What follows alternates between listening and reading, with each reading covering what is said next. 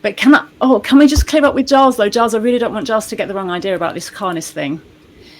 Giles saying isn't carnist suggesting veganism is a diet because carne suggests flesh but ignores leather, etc.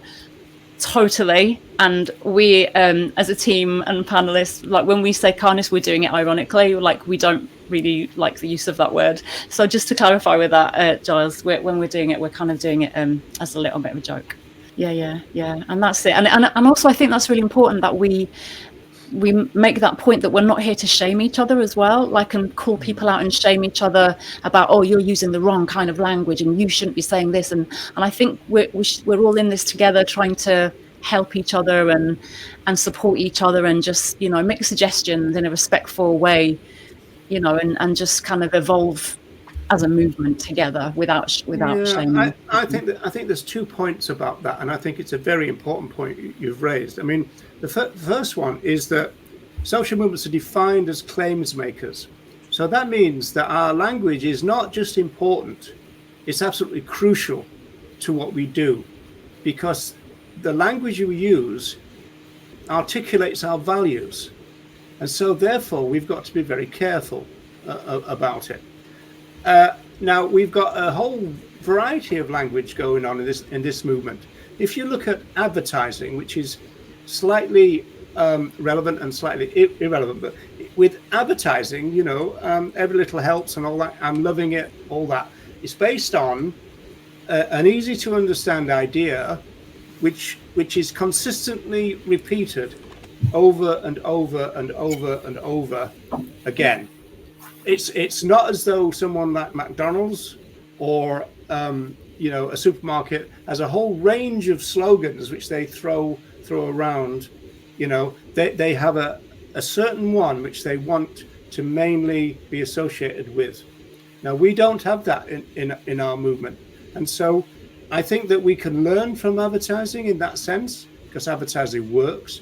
Now the bit that makes it less relevant is the fact that our slogans are more complicated than every little helps, and so therefore we've got to think carefully. You know, for example, you know, our fellow animals are rights bearers and the human use of them are a rights violation. Now that's a slogan which I could get behind, but whether it would work by being repeated enough, which is going back to the ripening up thing, is the question for me. Well, actually, a shout out to my mom, Kristen Hess, in the group. She helped me come up. I love making my own vegan t-shirts, for, you know, buy a shirt from Goodwill and then get custom printed. And I don't have one of those with me, but I do on my sanctuary knife. I don't know if we all can see this, but this is a nice short, just respect our fellow animals. To me, that's quite a succinct message. Only 4 words. I guess maybe animals is 3 syllables. Hopefully people can be okay with that.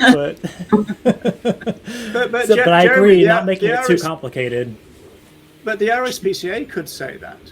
So it could, again, devolve into treatment. Like every word could devolve into treatment if we wanted it to. It's a question of the argument we put with it, isn't it? Absolutely. And I like to try to think of things in establishing scope through the language of animal use, but then also attaching emotion to it. So I think there's a lot of different ways we can do that, talking about moral atrocities associated with animal use and so on. I think we do have to do both, to your point. We have to make sure the conversation's in the right place and do so powerfully. And it's a difficult dance. I think I'll stop ranting in a minute because I'm on one. But I think one of the things that we need to do, and I'm always suggesting this to animal advocates who deal with the press, is tell the journalists as much about what we're not, as much about what we are, and as much as about what we don't stand for, as much as what we do. Otherwise, the journalists will get it wrong. They'll think that we're anti-cruelty. Oh, you're a kind of militant version of the RSPCA. No, we've got to explain to them, as we do to society in general, that we're not those things. You know, we're not that. Let's bracket that off. This is what we are. And we're not good at that as a movement, I don't think. Media is very difficult, and also our audience is so vast, isn't it? You know, so many people could be hearing that message, and with a whole range of potential interpretations. And I think you've all probably had experience with media as well, and just that my approach is less is more, because every little bit we give them they could use. So to your point, Roger, trying to steer them away from those weaker claims, it's difficult. Yeah. Also, you've got that issue that people will understand what they want to understand from it because of their own preconceptions, their own belief system. They will hear what they already believe in a way. So the fact that speciesism is so normalized and welfareism is so normalized culturally, that's often what they hear, even when we're trying our best to give the animal rights position. It's almost like it's going to be misinterpreted almost no matter what we do, unless we really hammer it home over and over and over and over. But then we're not, as we were talking about the other day, we're not consistent in our messages in order to hammer it home over and over. So we haven't got that repetition because there's so much cruelty, abuse talk out there, which is obviously the welfareist language. So in order to change someone, we have to do it with repeatedly, with authority, with impact. But we're just not doing that very well at the moment, I guess. But well said, Walter. There's room for improvement. We will get pushback. I mean, Reagan got pushback, but he also put out a consistent rights-based argument. And generally speaking, when you look at his stuff, I mean, there are some wobbles towards the end of his life. We know that, but generally speaking, it was pretty consistent, right?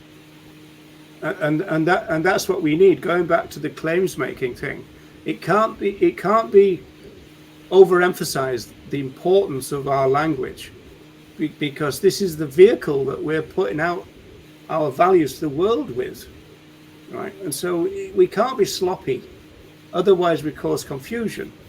And, people like Francione would say, well, he does say this is the animal confusion movement, because our language is all over the place. We're a complete mess when it comes to language. And there's lots of opportunity. That's one of my favorite things about language is all of us, it's accessible to all of us, literally. And we don't have to be, I think it applies to all forms of advocacy. I mean, even ones where it's not person to person, there might be a press release later where the language use is important. But it's literally, we can just be shopping at the store, and the language we choose to use in response to someone, maybe we're buying a block of tofu, we all have the opportunity to get people thinking, which it's obviously a huge task and very important work we're doing. But I think we can have fun with it and get creative with it, and I figure might as well try.